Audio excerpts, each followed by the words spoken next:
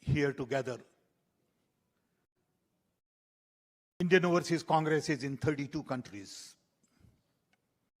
Beside Middle East, US and Canada happens to be a priority. In Middle East, we have very large number of people from India. Mr. Rahul Gandhi and I went to Middle East a few years ago. We had his program at a cricket stadium, and you'll be surprised to learn that 40,000 people came to listen to him.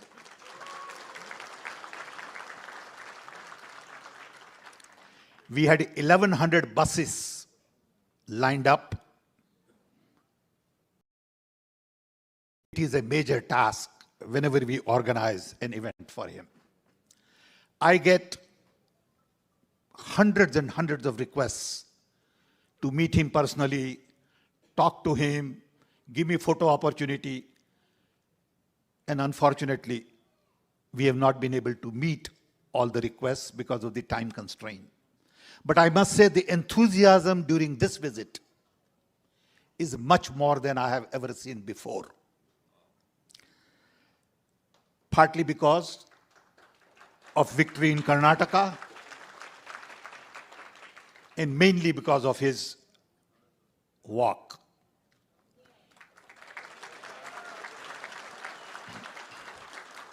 He walked for 4,000 kilometers, 150 days, 13 states, and met thousands and thousands of people. The images that I have seen where 50,000 people walk with him is absolutely mind-boggling. I believe this has been a turning point in many ways, not only for our party, for Mr. Rahul Gandhi, and for India.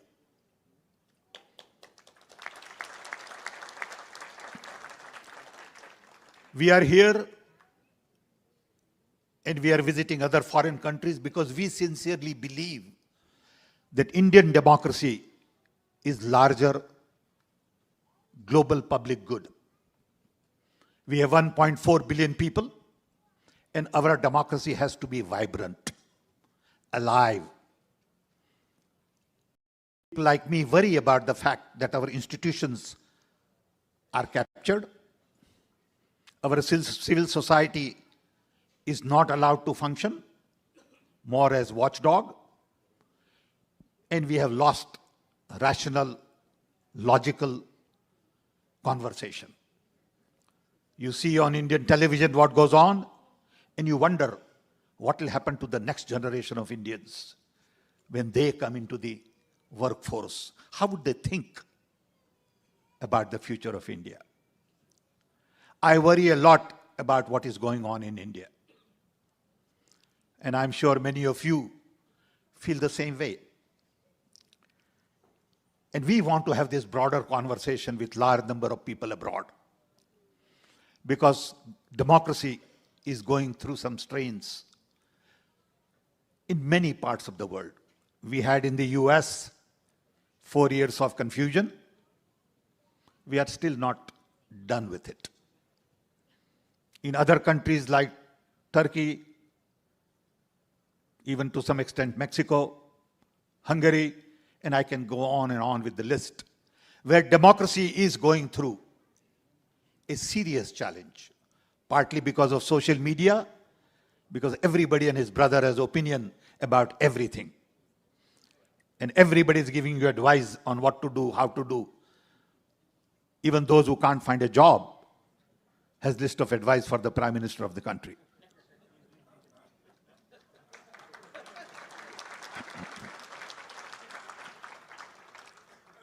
And I must give you this little example.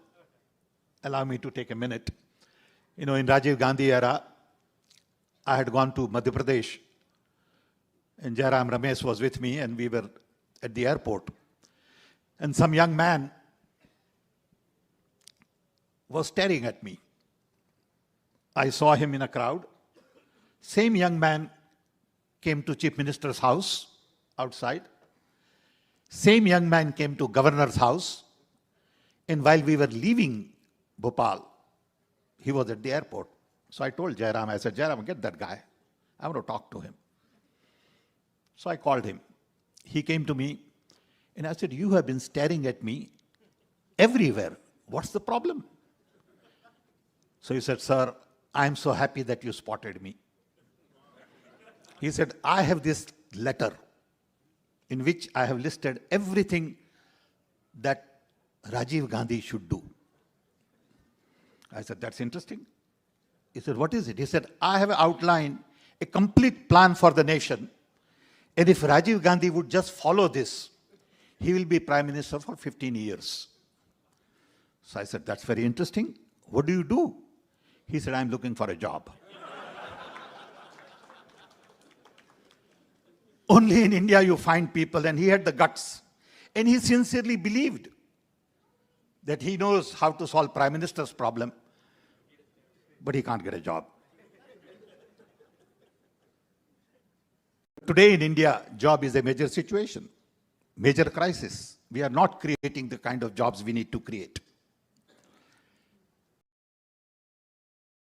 Tomorrow we have a plan to visit a group of experts through Sean to discuss AI.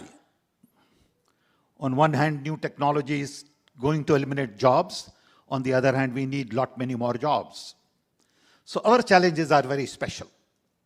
And we need young mind like Rahul to lead the country. We need someone with open mind.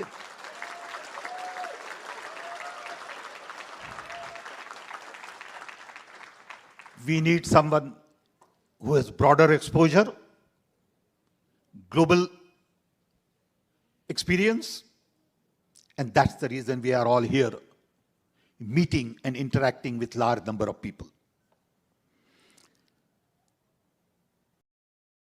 I want to thank all of you for taking time from your busy schedule to come and meet with us.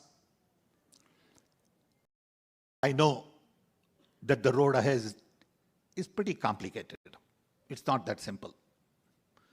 Because in people's mind in India, something has just come in which is hard to get rid of. That India belongs only to Hindus' idea of India. Our idea of India is very different. I was born in a small little tribal village in Orissa during British Raj. And right in front of my house was a Muslim. On left was Jain. On right was Sardarji. In the back was tribal Oriya. And we all lived together like family. No one ever thought that this fellow is Muslim and that fellow is Sikh. They were all uncles and cousins. We all played together. That idea of India is being threatened. And to me, that is the core idea of India. Diversity, inclusion, truth, trust, love. All of these ideas are being challenged. And it hurts. At my age, it really hurts, believe me. Because I felt when I will get old, the dream that we all had as little children of India will be a reality. We have made a lot of progress in the last 75 years in technology. The fact that many of you are here, including me, is because India gave us the education at very low cost.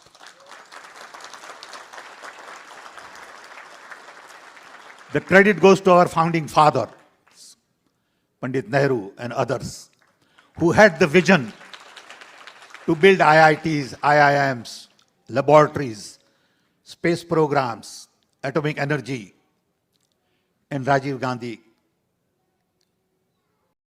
gave push to IT and telecom. I had a chance to work with him, and I will never forget the fact that he gave meaning to my life. My life had no meaning except being an engineer. He had the political will, not only to give meaning to my own life, but create jobs for millions and millions of us. And then when Prime Minister Modi says that nothing got done for 70 years, it hurts. But that's okay. Because I'm used to listening to lies for last many years. So, I have nothing against individual. My problem is the very core idea of India that I grew up with is being challenged. With this, I want to invite great son of India. I want to invite a young leader to tell us a little bit about his journey for 4,000 kilometers. I want you to learn a little bit about how he could do it. What did it mean to him? And then tell us a little bit about what keeps him going. What keeps him awake at night? And what is his view of the world and India going forward? Thank you. Thank you.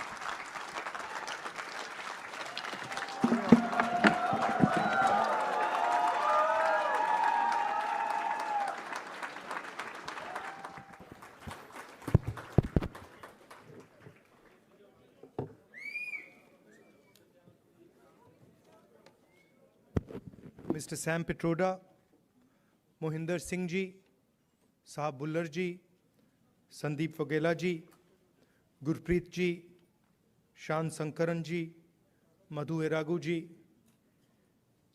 brothers and sisters, friends, and I don't see the children who sang, but where are they? Yeah. I'd like to welcome all of you and thank all of you for coming here. And also thank the wonderful children for the song they sang. It was sung very movingly and very well.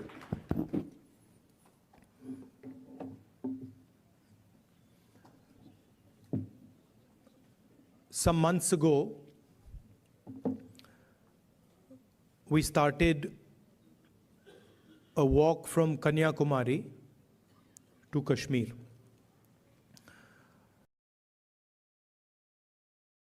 Prior to walking, we were finding that the normal tools that we used to use for politics, conversations like this, public meetings, were simply not working anymore. All the instruments that we needed to do politics in India they were controlled by the BJP and the RSS. You know, people are threatened,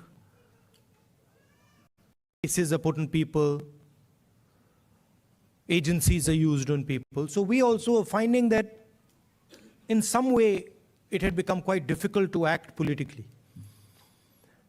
And that's why we decided to walk from the southernmost tip of India to Srinagar. And when we started, I thought, okay, देखेंगे क्या होता है.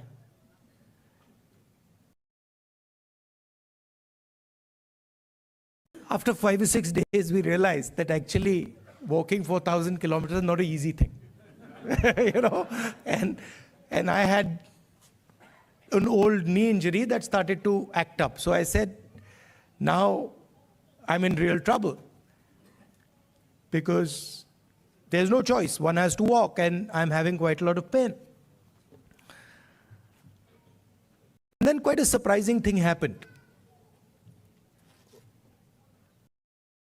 I started noticing that after walking 25 kilometers is more than half a marathon. So after walking 2-3 weeks, every day 25 kilometers, I suddenly realized one afternoon that it's strange, but I'm not feeling tired at all. I get up in the morning, 6 o'clock we used to start, and we used to end walking at about 7:38 in the evening, and I was like, this is very strange. I'm not feeling tired at all. What is this? And then I started asking people around that, भाई, ये हो क्या रहा है? आपको थकान हो रही है? Everybody is saying to me, थकान तो नहीं हो रही. It's very strange. We're not feeling tired. So I started to think about it, and I realized that actually what was going on was that it was not us that was walking. It was India that was walking with us. Right? And the large mass of people who were coming, all religions, all communities, everybody, kids, they were creating an atmosphere of love and affection where nobody was feeling tired. Almost as if everybody was walking together. सब जुड़ के चल रहे थे और उसमें किसी को थकान नहीं हो रही थी, एक दूसरे की मदद हो रही थी. And that's where we came up with the idea. नफरत के बाजार में मोहब्बत की दुकान खोली.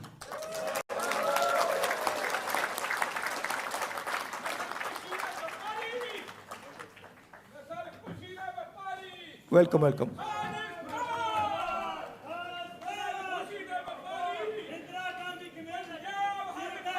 नफरत के बाजार में मोहब्बत की दुकान.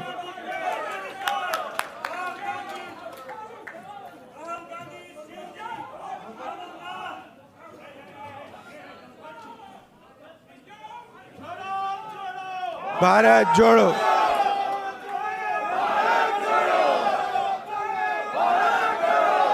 See, the interesting thing about us, about the Congress party, is we have affection towards everybody.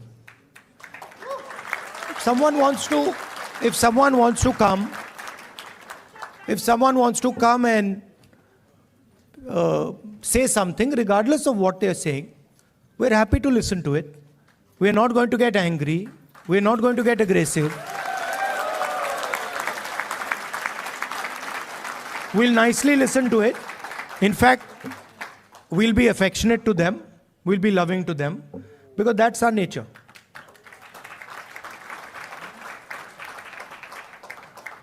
So we found that when everybody started walking together, completely different type of energy started coming. And I noticed that the government tried everything. मतलब जो भी उनमें ताकत थी, उन्होंने यात्रा को रोकने में लगा दी, टीवी से उतार दिया, पुलिस को यूज किया, मगर कुछ काम नहीं कर रहा था। और जो यात्रा का इफेक्ट था वो बढ़ता जा रहा था।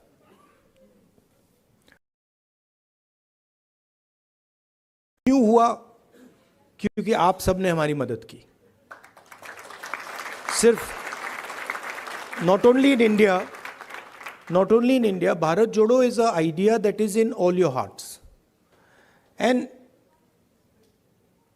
it is about respecting each other and being affectionate to each other. It is about not being violent towards each other, not being arrogant. I can see my Sikh brothers here. Your Guru Nanak Ji, his entire life was about this only. That be humble, right? Be humble, be affectionate. And we walked nothing compared to Guru Nanak Ji. I read somewhere that Guru Nanak Ji had gone all the way to Mecca, Saudi Arabia. He had gone to Thailand. He had gone to Sri Lanka. So these giants were doing Bharat Jodo much before we were born. Right? And I can say the same. I can say the same for my friends from Karnataka, Basavana Ji, my friends from Kerala, Narayana Guru Ji.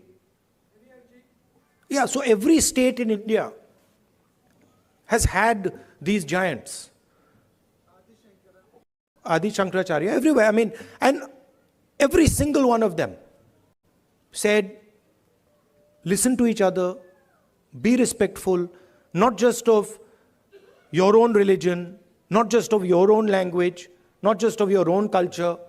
Be respectful for all cultures, all religions, all languages, because they are in fact the same.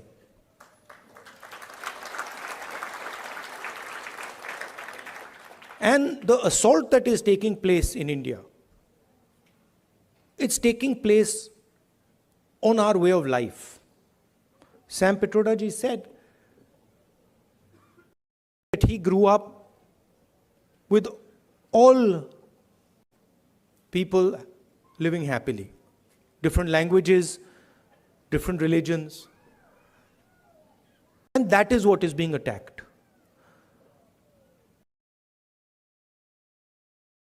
Also, the tradition in India, and again something leaders like Guru Nanak Ji, Basavana Ji, Gandhi Ji emphasized was not to be under the impression that you know everything.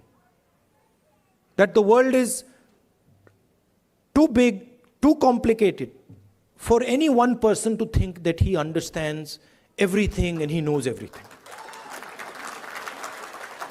And so really that is the disease that Sam sort of outlined.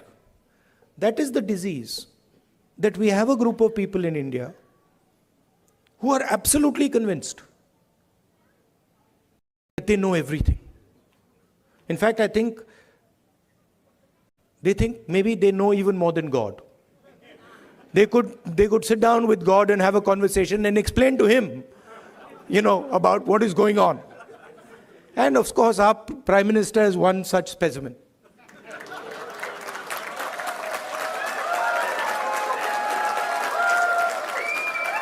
I think if you sat Modi ji down next to God, Modi ji would start explaining to God how the universe works. Right? Yes, and God would get confused that what have I created? So these are funny things, but really this is what is going on. We have a group of people, who understand everything. They can speak to scientists and explain science to them. They can, speak to historians and explain history to them. They can explain, warfare to the army, flying to the Air Force, whatever they want they can, And at the heart of it is mediocrity. That they actually don't understand anything. Because in life, you cannot understand anything if you're not ready to listen. There's something, the biggest lesson I learned from Bharat Jodo Yatra, that there is something to learn from everybody. We are much older than those children. But I can guarantee you, they can teach us all how to sing. I was looking at them and I was saying, I can't sing like that. It's impossible. So, when you look at another person, you have to appreciate that they have an experience, they have a life, they've seen things, and maybe you can learn a lot from them. Maybe if you open your ears, you can listen to them and learn from them. And that is actually the Indian tradition. If you look at our country, you will find that our country has the ability to absorb any idea that comes. India has never rejected any idea. Everybody who has come to India has been received with open arms, and their ideas have been absorbed in India. And that is the India that we like. India that respects the rest of the world, India that is humble, India that listens, India that is affectionate. And that is the India that you represent. You would not be here if you did not agree with these values. You would, if you believed in anger, hatred, arrogance, you'd be sitting in a BJP meeting. Right? And I would be doing Man Ki Baat.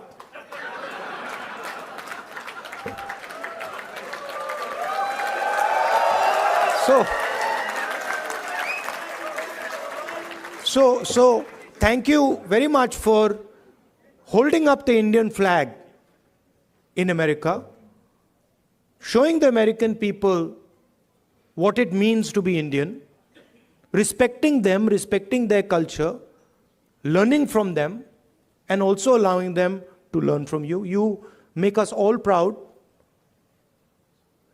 When we think of our country, you're all our ambassadors.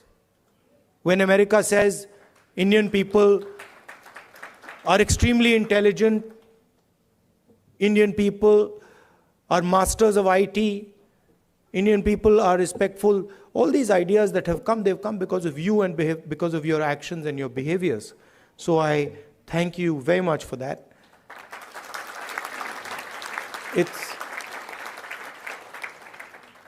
I came here this morning. Sam organized the flight. I arrived 16 hours, after 16 hours flying, 6:30 in the morning. I thought I'd be tired, but I'm not tired at all because of the energy that you have given me. Thank you.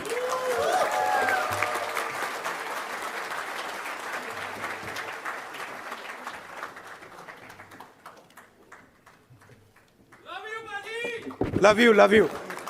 Now they've asked me to answer your questions. Yes. See that few questions. That also would not happen in a BJP meeting. Yes. No questions there. Okay. Only answers. Thank you. Yeah. Thanks everyone. Could you please sit down? Thank you. Thank you. So we have many organizations which support. 4 or 5 questions. Yes, sir. Okay, quick. Yes. Or opinions. It doesn't, whatever. Yes. Yeah, but so when we you have ask people questions, they automatically assume opinion is included. Yes. So we have women who played major contribution for this program to be successful. We have women empowerment organization which helped us to make this event successful. So they have a question specific to women, and I would request Ms. Jhansi Reddy garu to ask that question. Just give me the other mic. Welcome, Rahul Ji, for California. And as a Women Empowerment Telugu Association, my name is Jhansi Reddy. So I would like to ask you 2 questions regarding this women bill. that has been, in the court for almost more than half a century. So when the Congress comes in power, Which women's bill? the women's reservation rights. So that bill has been there for more than a quarter century. So as a Congress leader, what is your thoughts on it and how are you going to deal with it? That's of my first question. The second question is, in India, it's very hard for a woman for the safety issue. So what are we going to, offer our next generation of the girls in India? Thank you. So on the women's reservation bill, we are committed to that. We wanted to pass it in the last government, but some of our allies were not too happy with it, and they didn't give us the support for that bill. But I'm confident when we come to power, we'll pass that bill. I think part of the answer to your second question lies in the first question. If we empower women, if we involve women in the political system, if we give women space in the governance of the country, if we give women space in the businesses of the country, we will automatically make them safer. So I think involving them in politics, involving them in business, involving them in running the country are the way to give them power. Thank you. Thank you. So we have another Tamil community organization, who united entire Tamil organizations, and they have expressed their support. So they might differ on the Congress party, but they have come here for the love of Rahul Gandhi today. So I would like to invite Mr. Pugal, if you are here. Yeah. Thank you, Sandeep. Hello, Rahulji. My name is Pugal Anbu. I'm the president of Indo-American Society for Science, Reason and Free Thought. I also represent Tamils who live in Bay Area.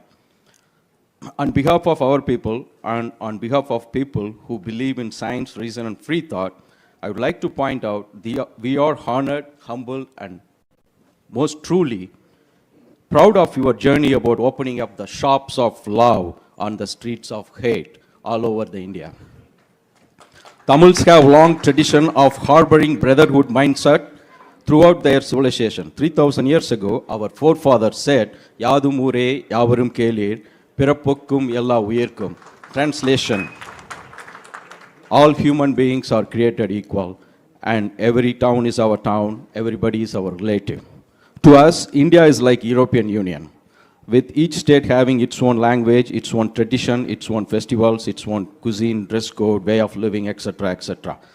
They are all different, yet we live under one country called India. Therefore, it is deeply saddening to us when someone from the union government trying to impose one language, one culture, one tradition, one religion, one school, etc. Recognizing this diversity to make India a robust country, our beloved leader, the Dravidian icon, former Chief Minister Dr. C.N. Annadurai proclaimed, both in Parliament and in public forums, for Manilathil Suyachi Mathiyil Kootachi, which means autonomous rule at the state level and federal rule at the union level. Dear Rahulji, you have studied in America and you have traveled within United States extensively, and you know much better than anyone else in this room that America is the best example of federalism. Each state has its own constitution, its own Supreme Court apart from federal laws. Whereas in India, Congress party did have its own share of problems in the past. But the times have changed. The new thinking has emerged, and you are the epitome of the new thinking. You are the beacon of hope on the streets of hate in India. Therefore, my question to you is that, like United States of America, what's your thought on making India as a true United States of India? Thank you, Ji. If you read our constitution, the definition of India in the constitution is a union of states. And within our constitution is the idea that the languages, cultures, histories of each one of our states has to be protected under the union. So what you're talking about is already incorporated in our constitution. It's already there. The BJP and the RSS are attacking that idea that you mentioned and also the Constitution of India. That's the fact.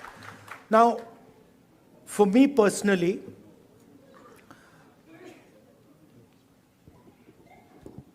I understand that the Tamil language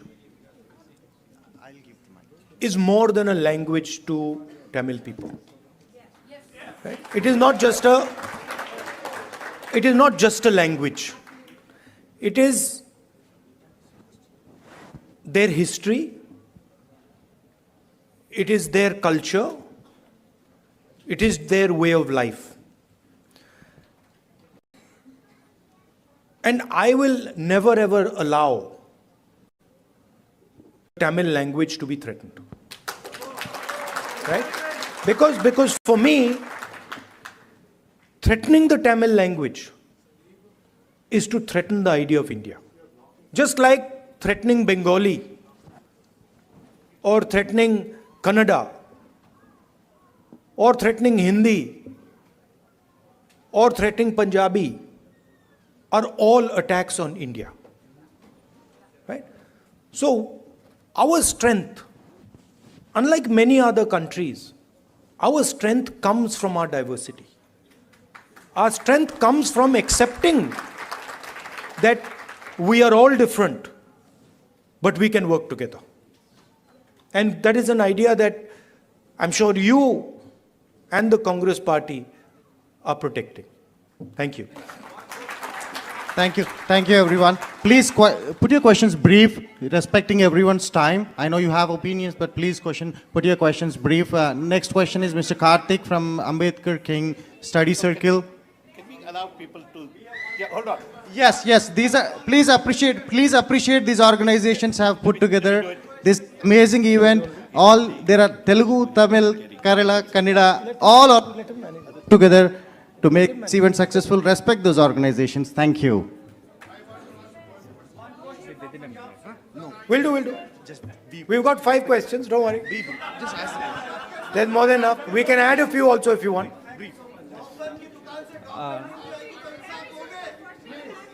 Hello Rahul ji, I am Ganapati from the Ambedkar King Study Circle. First of all, welcome to San Francisco Bay Area. We wholeheartedly thank you for taking up the fight against the fascism. So this rise of fascism is not a mere coincidence. So we believe in the social and the economic equality in the society, and the inequality actually creates a conducive environment for fascism to emerge. So my question is what is the plan of the Indian National Congress to uproot the economic and the social inequality which creates this condition for fascism in the Indian subcontinent and also at the global level? One of the things that we are suggesting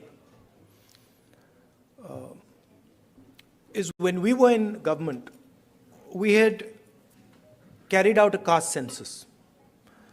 And the idea behind the caste census was to take an X-ray of Indian society, right? To find out what are the exact demographics of our country, right? What are the different communities? What are the different castes? How many people in each community? How many people in each caste? Because without understanding our demographics and without understanding who is who, it is very difficult to distribute wealth, distribute power effectively.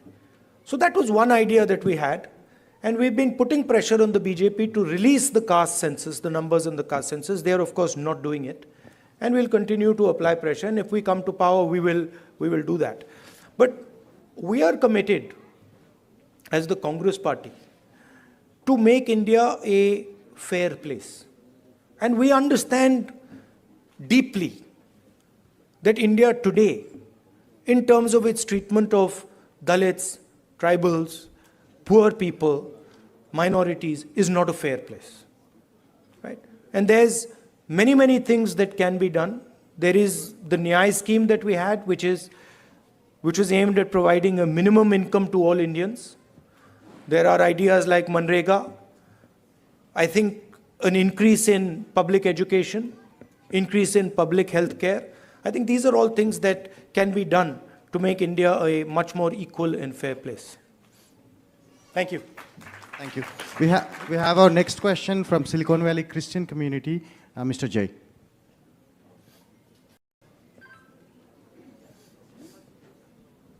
Rahulji, now the Parliament Lok Sabha seats are increasing to 888. What's your take on it? There's a proposal that Modi ji is actually working on. It is going to entirely be based on population. It is going to tilt, the orientation towards the highly populous states, getting more and more lion's share of the revenues and everything. So how is it going to change everything? Minorities are going to get even more depressed. Majorities are going to be, making everybody vulnerable. So what's your take on it? I'd have to look at exactly how they're thinking about doing it. But I think one has to be very careful when one changes the representative structure of a country. So I'd be quite interested in understanding exactly how they've come up with the number 800 and what are the criteria that they're using. These things should not be done flippantly. India is a conversation. India is a negotiation between its languages, between its people, between its histories and cultures, and that negotiation has to be fair. Meaning, all parts of India, all the states of India should feel that there is fairness in the process of negotiation. If I see exactly how they're coming up with 800 and what is the design, then I would be able to answer whether I agree with the number 800, but I haven't seen the way they're calculating it. He's kind of distracting everybody with that new parliament, building opening, and giving the center. Yeah. He's distracting everybody.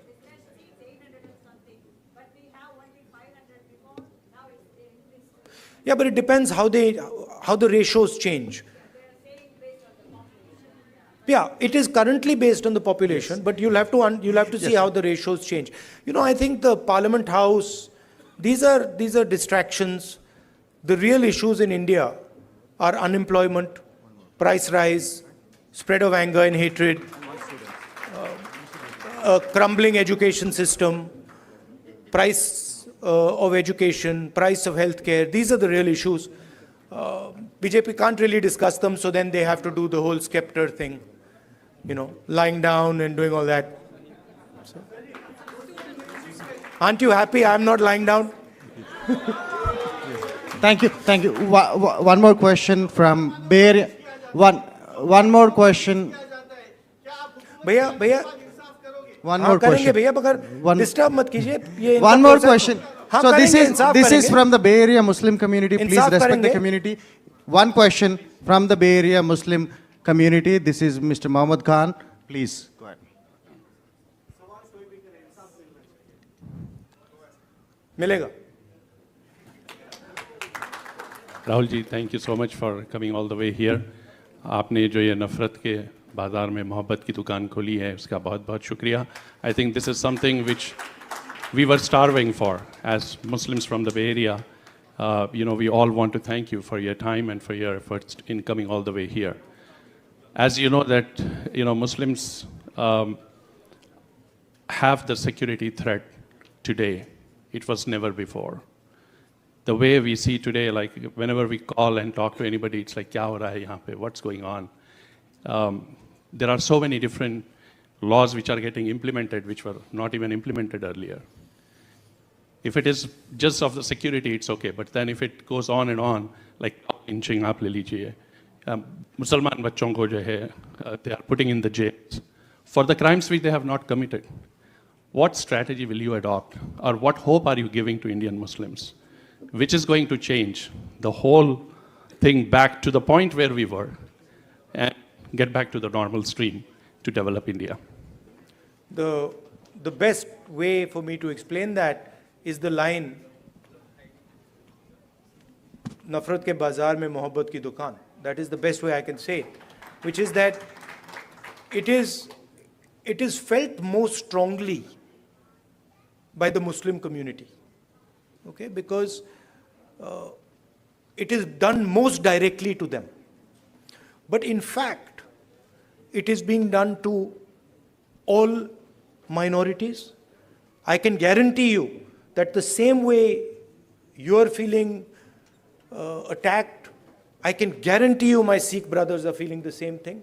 I can guarantee you my Christian brothers are feeling the same, sisters are feeling the same thing, right? I can guarantee you the Dalit community is feeling the same thing, tribal community is feeling the same thing, right?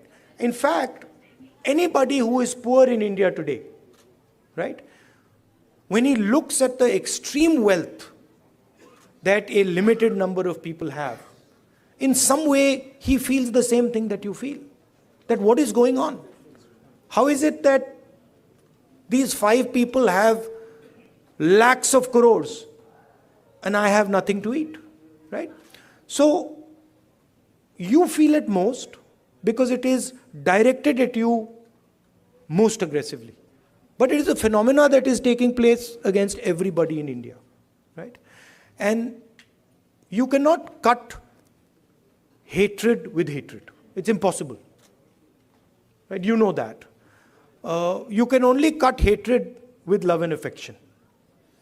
And I was surprised at how easy it was to erase hatred in India. I was shocked. I didn't imagine that भाई इधर से उधर चलने से इतना असर पड़ेगा. I didn't imagine it. Right? Indian people, as you yourself have said, they don't believe in this stuff.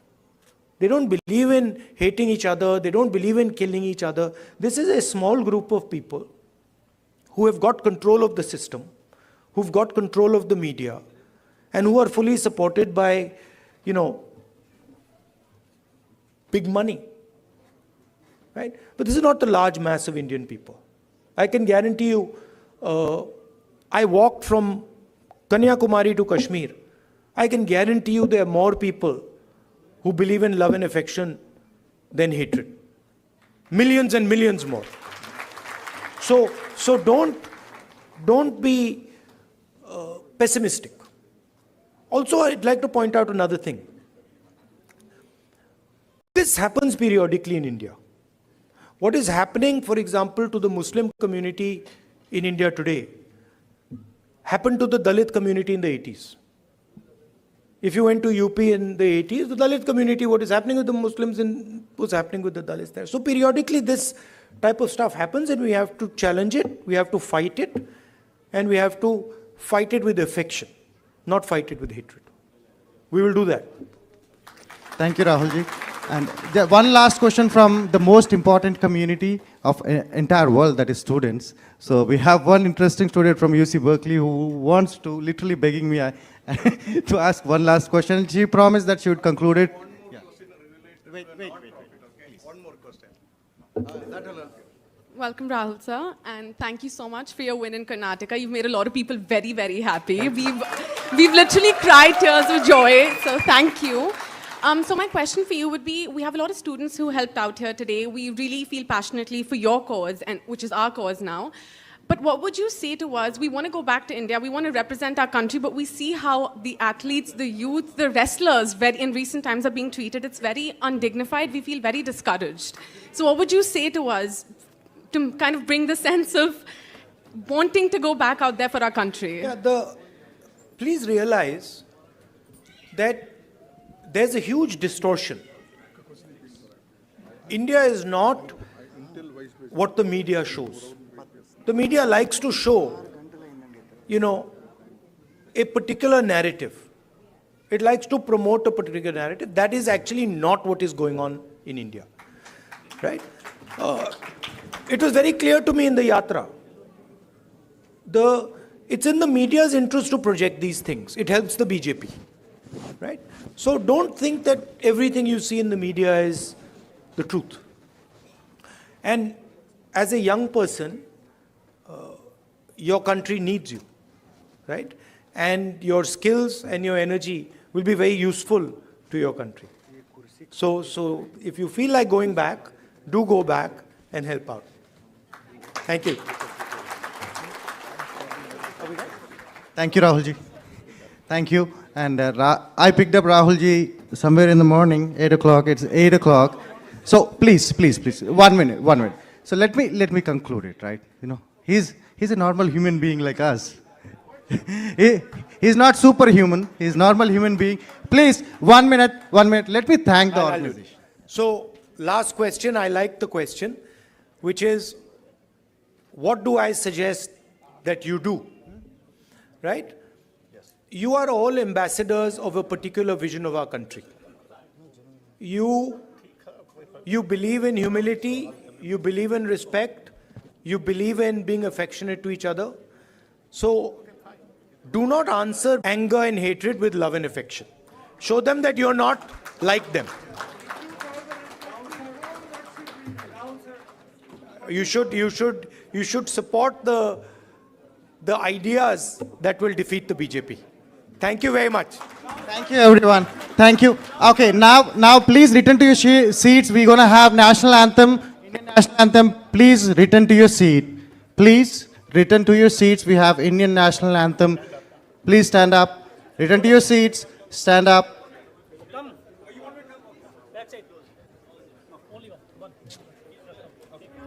Can you please? Go ahead.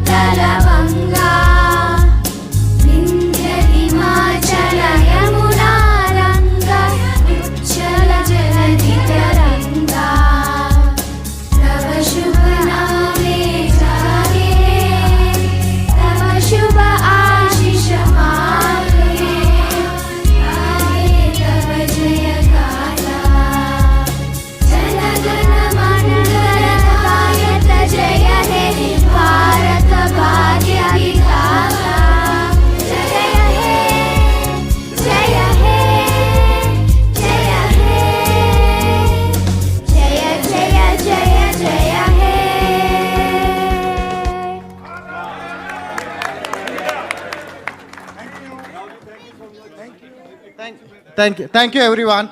Thank you. I would like to just. Selfie with the crowd. Yeah. No.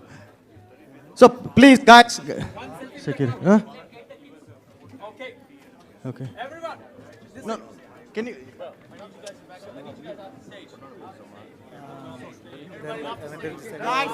Security guard. Okay, Rahul ji. No, cushions are. If you don't mind. Yes.